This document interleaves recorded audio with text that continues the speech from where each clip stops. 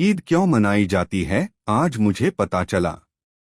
आज मुझे एहसास हुआ कि ईद सिर्फ एक त्योहार नहीं है, बल्कि यह सब्र, शुक्र और इंसानियत का प्रतीक है।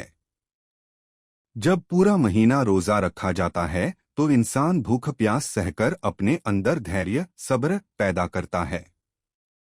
यह हमें सिखाता है कि गरीब और जरूरतमंद लोग रोज कैसे जीते हैं। ईद उसी रोजे के खत्म होने की खुशी है। यह दिन अल्लाह का शुक्र अदा करने का दिन है कि उसने हमें ताकत दी, इबादत की तौफीक दी और हमें सही रास्ता दिखाया।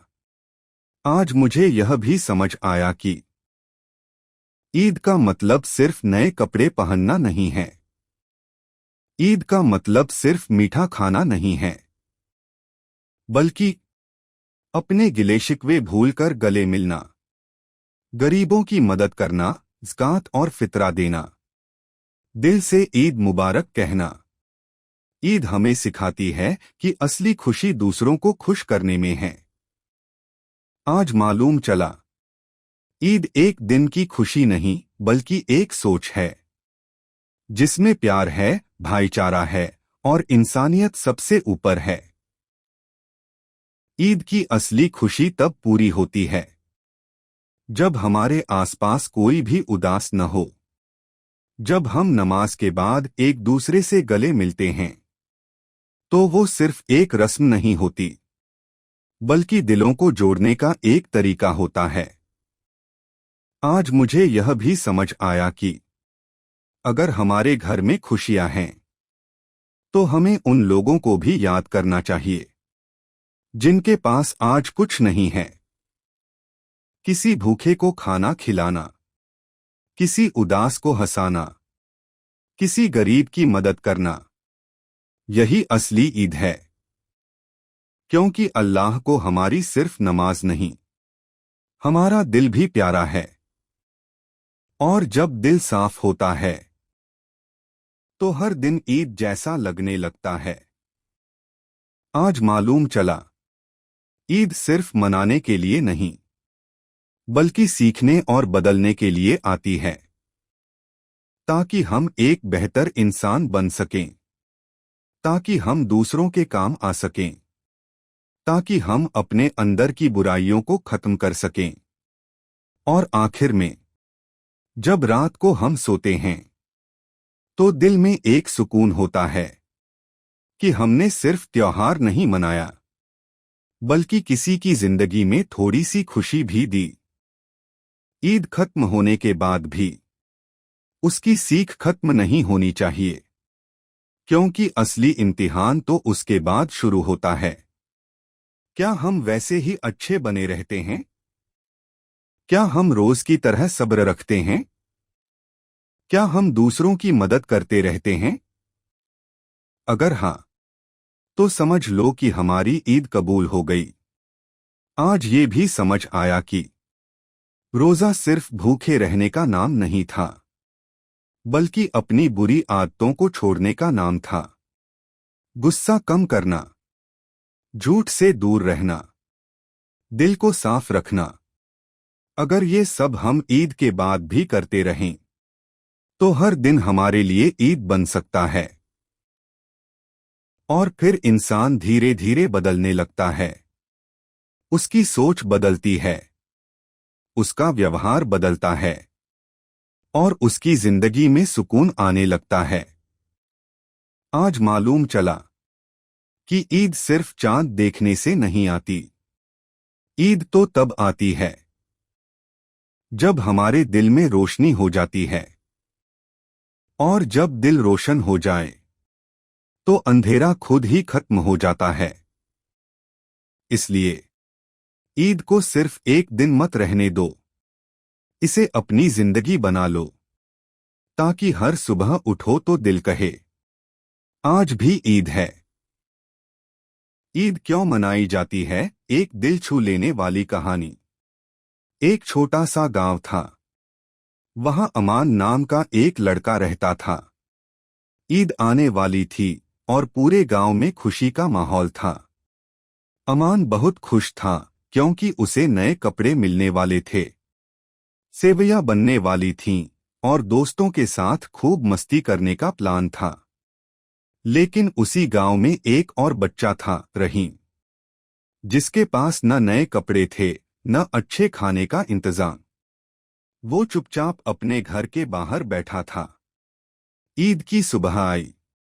अमान ने नए कपड़े पहने, इत्र लगाया और नमाज पढ़ने चला गया। नमाज के बाद सब लोग गले मिल रहे थे। ईद मुबारक, ईद मुबारक। लेकिन तभी अमान की नजर रहीम पर पड़ी। वो अकेला खड़ा था, बिना मुस्कान के। अमान उसके पास गया और पूछा, तुम खुश क्यों नहीं हो? रहीम ने धीरे से कहा, मेरे पास न नए कपड़े हैं न घर में कुछ खास खाने को। यह सुनकर अमान कुछ पल के लिए चुप हो गया।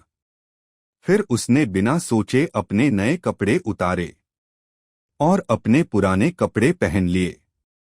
उसने अपने नए कपड़े रहीम को दे दिए और कहा, अब तुम भी ईद मनाओ। रहीम की आंखों में आंसू आ गए। लेकिन इस बार वो खुशी के आंसू थे। दोनों ने साथ में ईद मनाई, साथ में खाना खाया और पहली बार रहीम के चेहरे पर सच्ची मुस्कान आई। शाम को अमान घर लौटा। उसके अब्बू ने पूछा, तुमने नए कपड़े क्यों नहीं पहने? अमान ने मुस्कुराते हुए कहा, आज मुझे समझ आया कि ईद क्यों मनाई जाती है। ईद अपनी खुशी के लिए नहीं, दूसरों को खुश करने के लिए मनाई जाती है। उस दिन अमान ने सीखा, असली ईद कपड़ों में नहीं होती, असली ईद खाने में नहीं होती, असली ईद दिल में होती है। और जब हम किसी और के चेहरे पर मुस्कान लाते हैं, तभी हमारी ईद पूरी होती है। अगले दिन सुबह अमान जल्दी उठ गया, लेकिन इस बार उसके दिल में एक अलग ही सुकून था। उसे ऐसा लग रहा था जैसे उसने कुछ बहुत बड़ा पा लिया हो। वो फिर से रहीम के घर गया। इस बार रहीम मुस्कुरा रहा था। उसके चेहरे की खुशी पहले से भी ज्यादा थी। रहीम ने कहा, कल मेरी जिंदगी की सबसे खूबसूरत ईद थी। अमान ने मुस्कुराकर जवाब दिया, मेरी भी। धीरे धीरे गांव के बाकी लोगों को भी यह बात पता चली। सब लोग हैरान थे कि एक छोटे से बच्चे ने उन्हें ईद का असली मतलब सिखा दिया। फिर क्या था? गांव के लोगों ने मिलकर फैसला किया कि अब हर ईद पर कोई भी गरीब या अकेला नहीं रहेगा। हर घर से थोड़ा थोड़ा खाना निकलेगा। हर कोई एक जरूरतमंद की मदद करेगा और हर दिल में किसी के लिए जगह होगी। अगली ईद आई और इस बार पूरा गांव पहले से भी ज्यादा खुश था। किसी के चेहरे पर उदासी नहीं थी। अमान और रहीम साथ खड़े थे। दोनों के चेहरों पर मुस्कान थी। लेकिन इस बार वो मुस्कान सिर्फ उनकी नहीं, पूरे गांव की थी। अमान ने आसमान की तरफ देखा और धीरे से कहा, या अल्लाह, अगर हर ईद ऐसी हो जाए तो दुनिया कितनी खूबसूरत हो जाएगी। और तभी उसके अब्बू ने उसके कंधे पर हाथ रखा और बोले, बेटा, दुनिया तभी खूबसूरत बनेगी जब हर इंसान तुम्हारी तरह सोचेगा। उस दिन अमान को एक और बात समझ आई।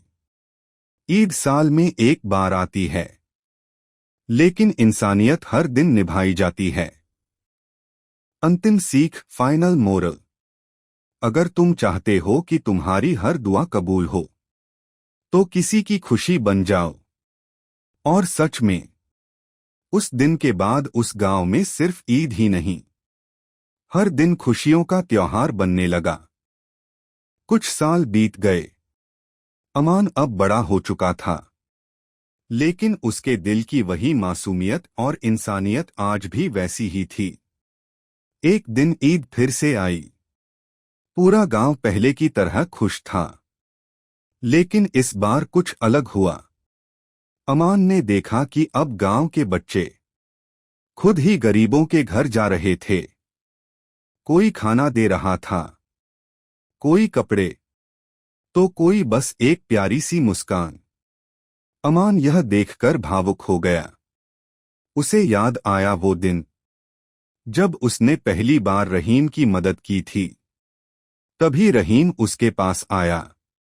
अब वो भी बड़ा हो चुका था और उसने कहा, अमान, तुमने उस दिन मुझे सिर्फ कपड़े नहीं दिए थे, तुमने मुझे जीने का तरीका सिखाया था। अमान की आंखें नम हो गईं। रहीम ने आगे कहा, आज मैं भी हर साल किसी न किसी की मदद करता हूं ताकि वो खुशी आगे बढ़ती रहे। उस दिन अमान को समझ आया, असली ईद वो नहीं जो एक दिन मनाई जाए। असली ईद वो है जो पीढ़ियों तक चलती रहे। धीरे धीरे उस छोटे से गांव की कहानी दूर दूर तक फैलने लगी।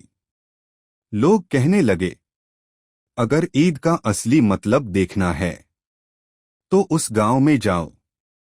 और सच में वहां हर दिन कोई न कोई किसी की मदद कर रहा होता था। हर दिन कोई न कोई किसी को हंसा रहा होता था। वहां हर दिन ईद थी। अमान ने आसमान की तरफ देखा और मुस्कुराया। या अल्लाह, अब समझ आया, तू हमें ईद क्यों देता है? ताकि हम सीखें, खुशी बांटने से बढ़ती है। अंतिम संदेश, अगर तुम अपनी जिंदगी में असली खुशी चाहते हो तो किसी और की खुशी की वजह बन जाओ। और शायद यही वजह है कि आज भी जब ईद आती है तो सिर्फ चांद नहीं निकलता, हर दिल में एक नई रोशनी भी जग जाती है।